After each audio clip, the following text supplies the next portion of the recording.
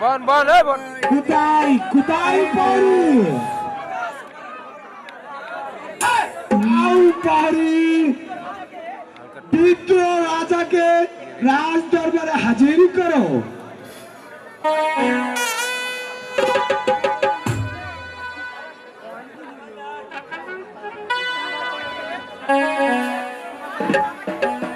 আজ আমাকে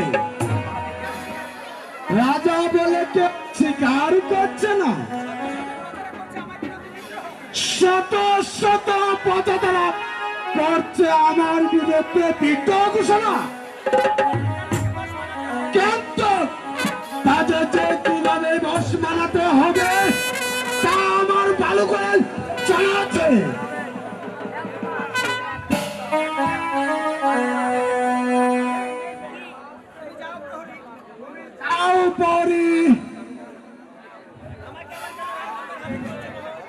আবার কেন রাজ দরবারে হাজির করতে মোহন? আপনার সাথে আমার বিশেষ জরুরি আলাপ আছে। বন্দির সাথে ভরে হ্যাঁ হ্যাঁ, বন্দির সাথে পরিহাস নয়, আপনাদের সবাইকে আমি মুক্তি দিতে পারি, কিন্তু দুটি শর্তের বিনিময়। কিসের শত্রু? প্রথমত ওই ছবিকে আমার সাথে বিয়ে দিতে হবে, দ্বিতীয়ত এমন কোন কাজ করতে হবে যে উত্তম কুমারকে, উত্তম কুমার ভবিষ্যতে আছে যে ওই সিংহাসন দাবি না করতে পারে। মনে রেখো মোহন, হাতি পাকে বলো হাতি তাকে। তাহলে তুমিও আমার কাছ থেকে রেহাই পাবে। আর ওই সুন্দরী ছবি কি করবে?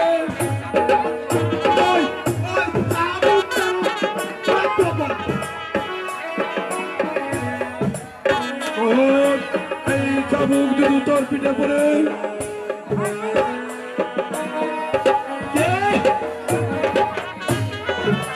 তাহলে দেখছি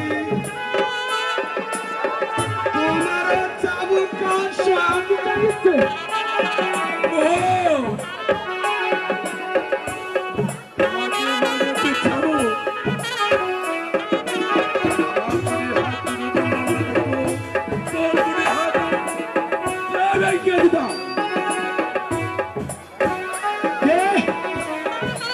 তবে তুমিও দেখে নাও এই চালুদের গা কত সত্য হতে পারে।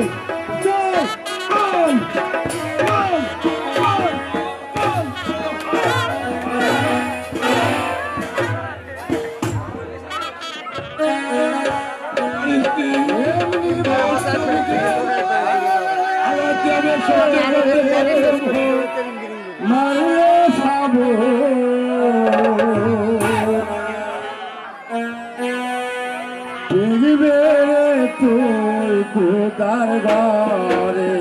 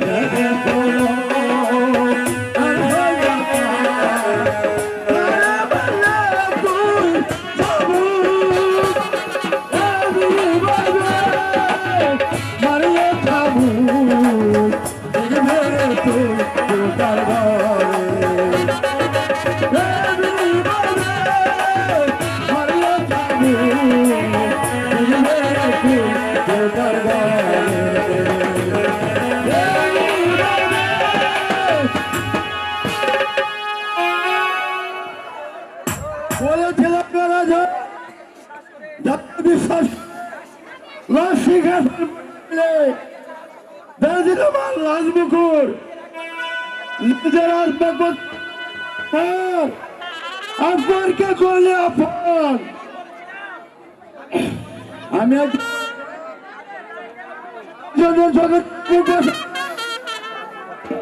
ঠিক হলো আরো পাবে আরো পাবে আরো পাবে আরো পাবে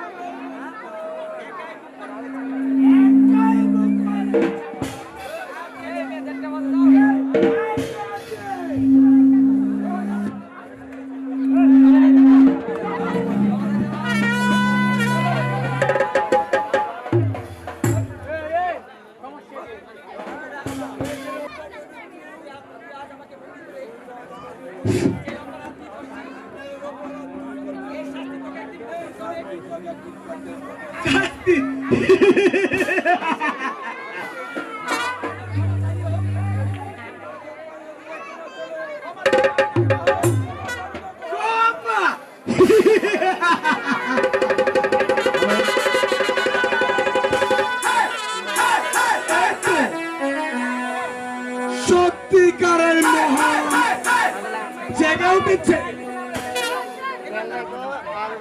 এবার তারা বুঝতে পারবে মোহনের রাজকার্য কত ভয়ঙ্কর।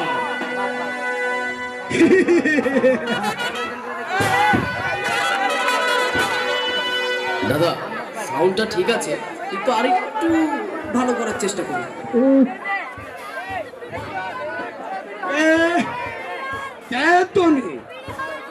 মহারাজ আমি যে অন্যায় করেছি যে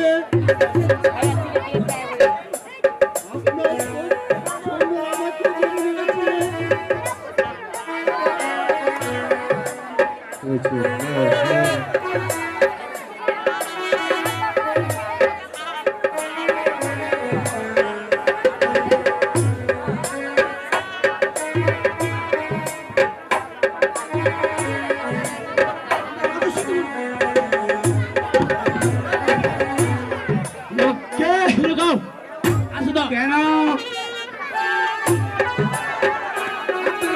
নাকি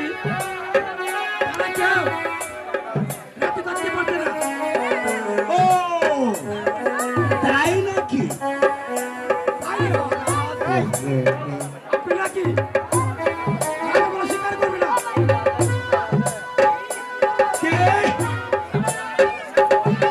সামান্য সাহস তো কম নয়। কেমন করে যে রাজা বলে স্বীকার করতে হয় তা আমার ভালো করে জানাচ্ছে।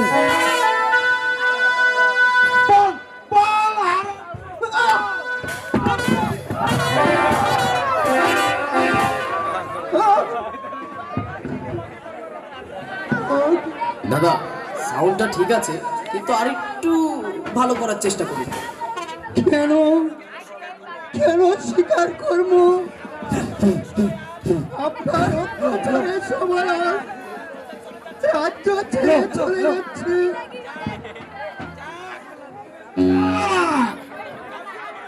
কিন্তু কাউকে দিব না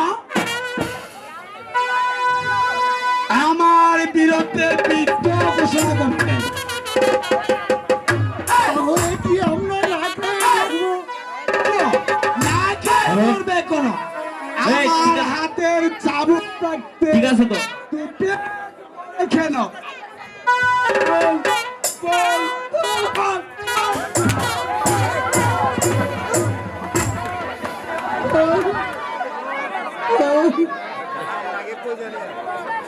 আপনার চাবুক এবার বন্ধ করুন মহারাজ। আমি যে আপনার চাবুক সহ্য করতে পারছি না মহারাজ।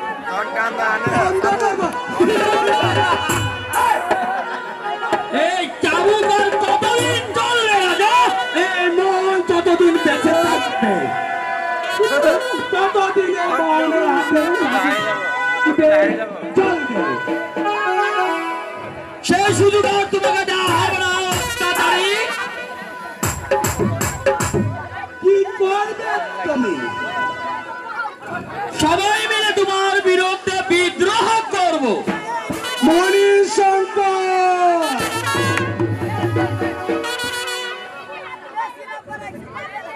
তাহলে দেখছি তুমি আমার বিরুদ্ধে প্রজাদারকে খেপে তুলেছ,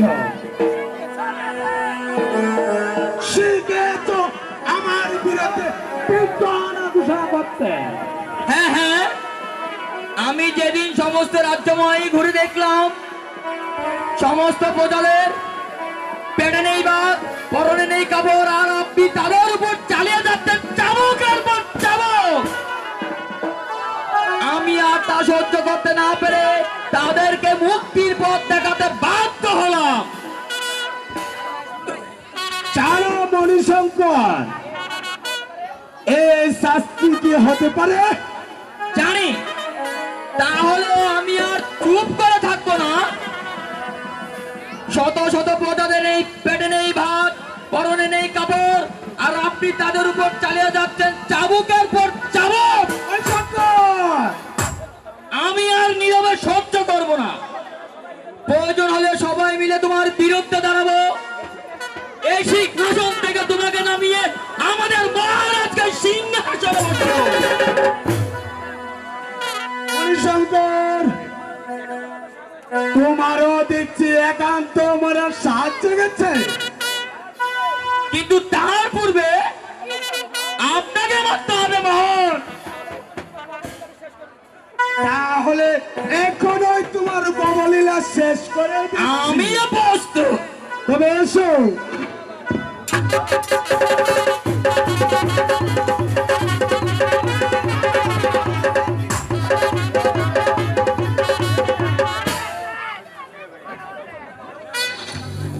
হ্যালো হ্যালো,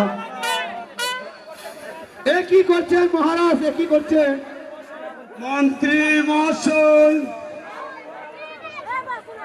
মণিশঙ্কর আমার বিরুদ্ধে শত শত বাধাদেরকে খেপে তুলেছে।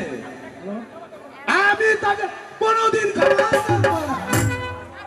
মহারাজ, আমি জানি আপনি খুব পরিচিত, আপনি বিশ্বাস করেন গে মহারাজ। পুত্র বলে আমি তাকে ক্ষমা করবো না মহারাজ। বেশ, আপনার কথাই আজ তাকে ক্ষমা করলাম, তবে তাকে ভালোভাবে বুঝিয়ে দিবেন। সে যদি আমার বিরুদ্ধে কোনোদিন কথা বলে তাহলে তাকে আমি ক্ষমা করব না। এই! এই! এই! এই! সত্যি বাবা, সত্যি তুমি মানুষ, তুমি এই অত্যাচারে, শয়তানের অত্যাচারের হাত থেকে তুমিও বাবা বাঁচতে পারবে না, তোমাকে বাঁচতে দিবে না বাবা। তুমি চলে যাও অন্য কোথায় বাবা, তুমি চলে যাও। আমার জন্য তোমরা এত ভাবছো কেন? আমি না থাকলে তোমাদের কে দেখাবে মুক্তির পথ? জানি বাবা জানি, তুমি না থাকলে এই পশু আমাকে চাবুকের পর চাবুক মেরে জর্জরিত করবে। তবু তোমার জন্য মায়া হয় বাবা, তবু তোমার জন্য মায়া হয় বাবা। এই রাজ্যের মানুষ থাকতে পারে না বাবা। আমি ভগবানের নিকট প্রার্থনা করি, তুমি বেঁচে থাকো বাবা, তুমি বেঁচে থাকো বাবা, তুমি বেঁচে থাকো।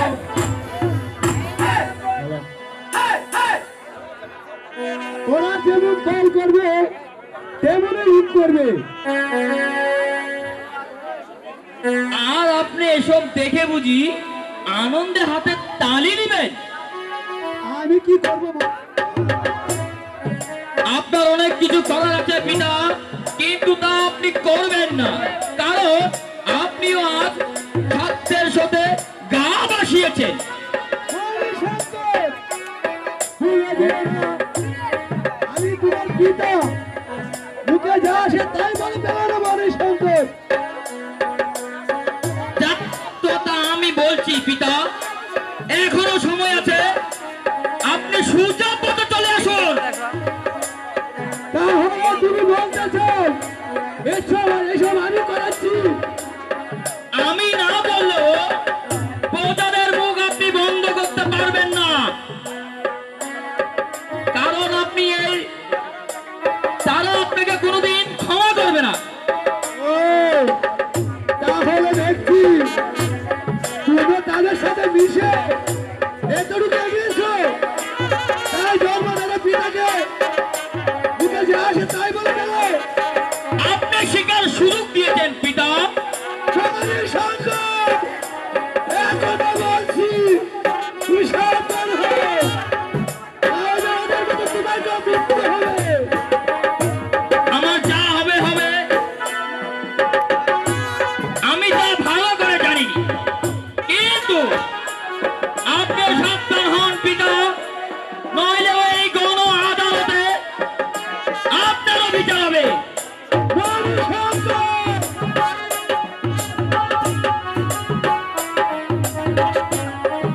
আমি বুঝতে বলা তাহলে তোমাকে ক্ষমা করেছি, বেশি বাড়াবাড়ি করলে তোমাকে শাস্তি দিতে বেরবাদ করবো না। তা হয়ে উঠবে না পিতা, আমি সমস্ত প্রজাদের পক্ষ হয়ে জানিয়ে দিচ্ছি, আপনি যদি পদাপীড়ন বন্ধ না করেন, আমাদের মহারাজকে মুক্তি না করেন, সবাই আমরা মিলে আপনাদের বিরুদ্ধে বিদ্রোহ করব, আর আপনাকে বুঝিয়ে দিব বিশ্বাসঘাতক বেঈমানের শাস্তি কত কঠিন, শাস্তি কত কঠিন। মণিশঙ্কর,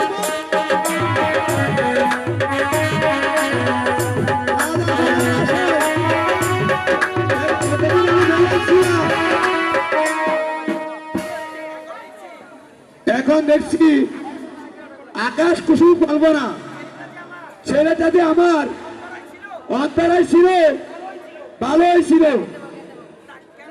কেন যে আপন থেকে বিপদ আনলাম, এখন দেখছি আমারই সমস্যা। না না না, এইখানে দাঁড়িয়ে ভাবতে চলবে না, বাড়ি গিয়ে ছেলেকে ভালো করে বুঝিয়ে বলতে হবে, তবে হবে আমার মুক্তি, তবে হবে আমার মুক্তি।